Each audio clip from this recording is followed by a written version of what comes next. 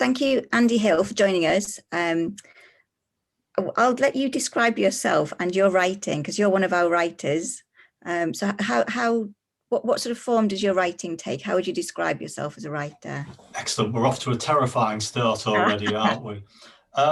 So for me as a writer, this isn't something that I do full time. It isn't something that I aspire to be a writer in that sense. I do it because I find it interesting and stimulating.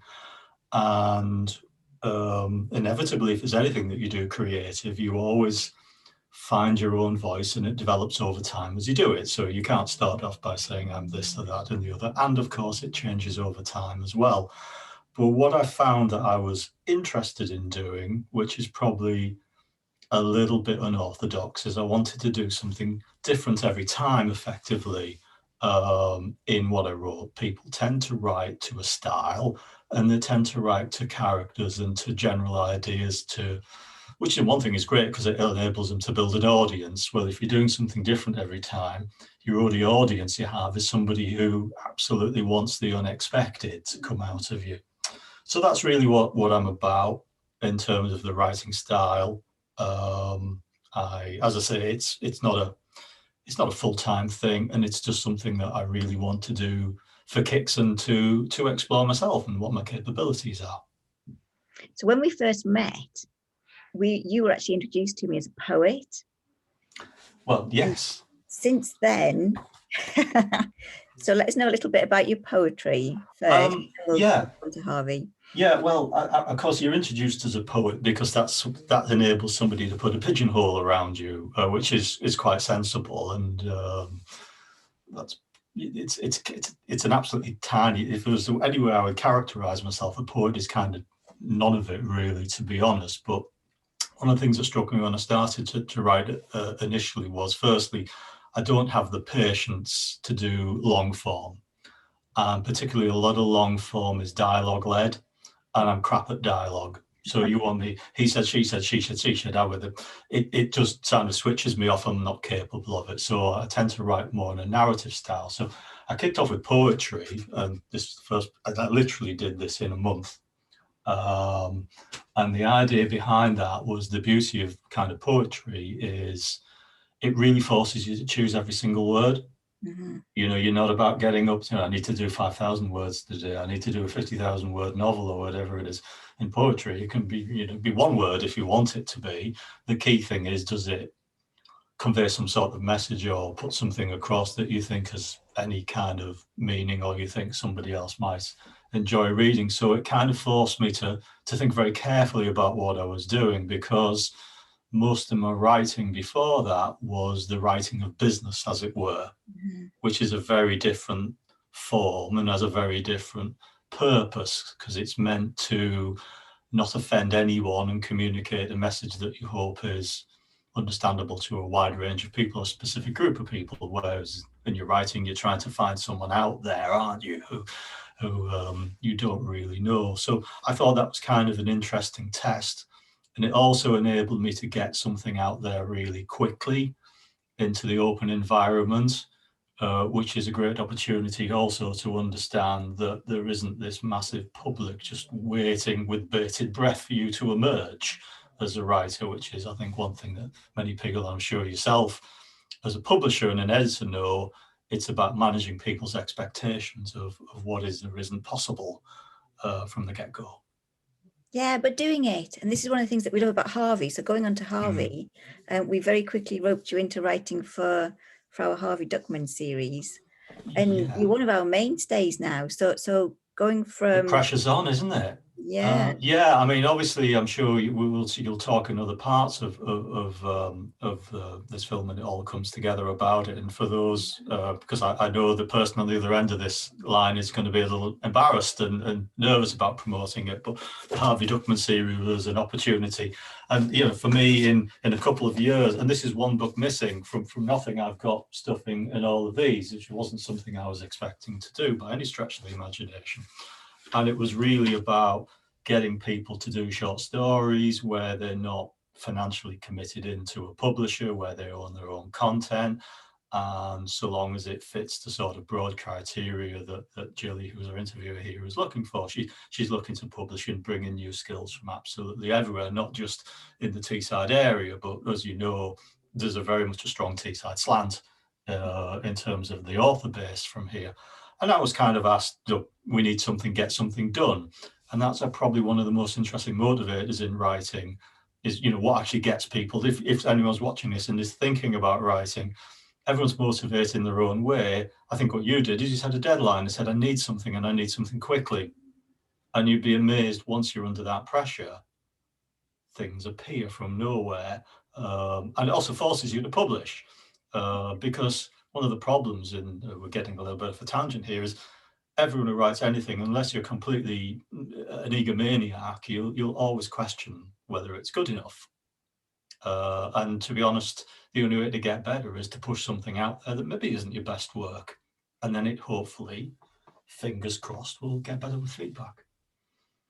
So one of the things with Harvey is we do work to really fast deadlines.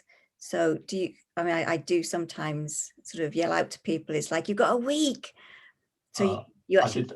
I did one for you in an hour and a half, which was only a short intro because you couldn't use it as a story. You used it as like a teaser. And that's because I'd forgotten, or because you know, the Harvey thing, like any book, takes months to get to fruition. And sometimes when you're asked for something, you forget you're going to do it. But of course, when a publishing company gets rich, you can contract us all in and pay us fast advances and then demand that we produce the quality work on time. Which is why I urge you all out there to hurry out and buy the Harvey Duckman series. They're an absolutely fabulous read. So we do have a strong, I mean, obviously we're based here in Sixth Element is based in Teesside, and Harvey Duckman was created here. And as much as we do have writers who contribute to that across the world, Australia, Japan, the US, or, you know, we're open to submissions from everywhere. There is a very strong Teesside element to it because we're here. How important do you think the arts and specifically writing is to the Teesside area, which is not possibly traditionally, and especially in sort of the sci-fi, we're getting a bit of a thing going here. I think if I can talk about the arts more generally on Teesside, there was kind of a breakthrough moment that came, I don't know, maybe it's 15 years ago when the Mima Gallery opened. And at the time of that opening, a lot of people locally, not writers, but artists, were really excited that this was going to be a home for some of their creative content.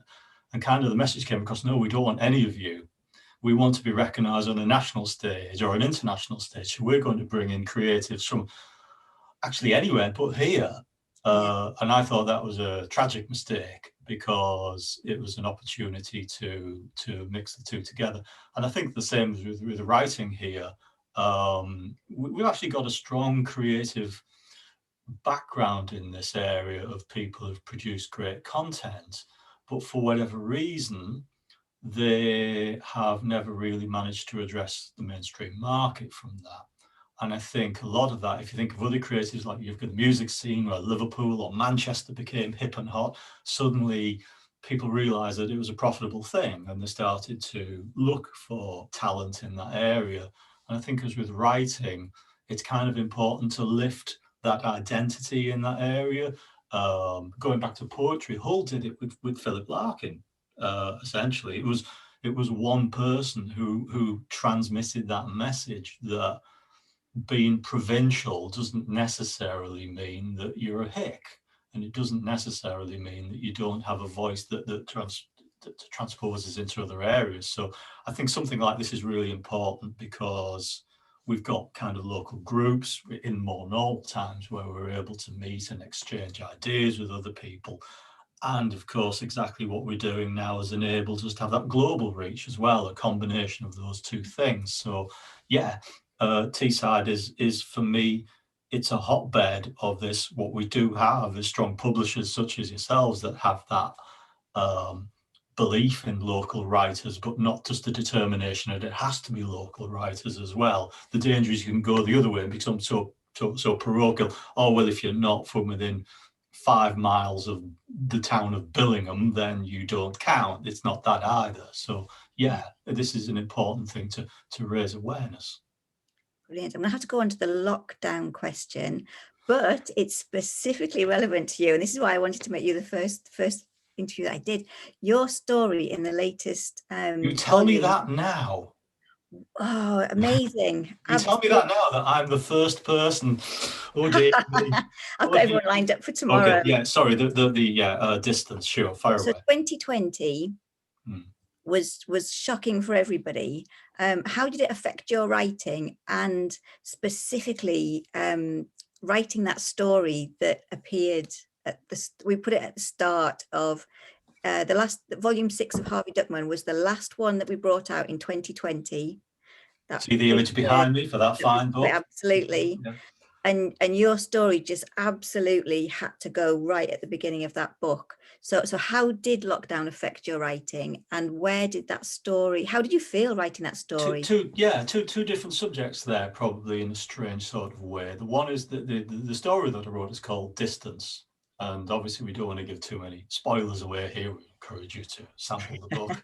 Now, actually, if you want to read it for free, strangely enough, on Amazon, it's on the looking side bit because it's the first story. It's actually there. So cheapskates can read it without paying for the book, but I would encourage you to read the rest of the really great stories that are in the book as well from some other fine authors.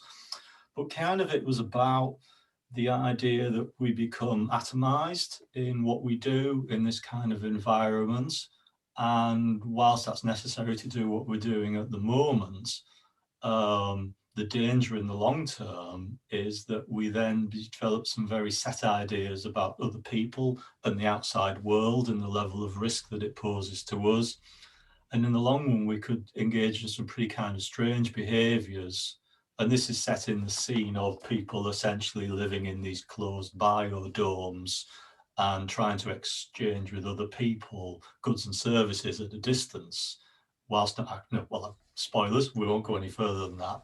But there's kind of it's science fiction. It is science fiction. It is science fiction, but it's set in the strange reality now that many things that maybe when we were younger we thought about as positive things that could happen are actually really happening in real life.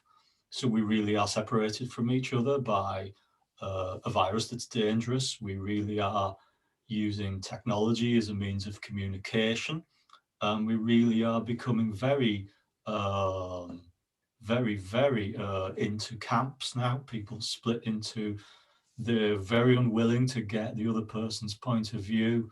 And one thing I didn't really touch on there in a great deal is I have personal concerns about things like universities, where universities are places you should go to broaden your mind, to encounter people with different ideas, and to develop the skills to be honest, to intellectually tear down people if you don't agree with them. But instead they've become microcosms where I'll go into my silo with people who share my views.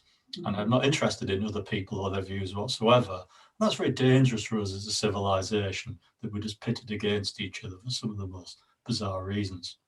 But to think more about lockdown as a whole, of course, I'm sure a lot of people, when they realized that they would, have more time to do things, oh, that's great, now I'm going to do the things that I'm meant to do. And that didn't happen. A lot of people come across have not written more, even though they've had more opportunities to write more, that they always said to themselves that I can't write because I'm busy doing this other thing.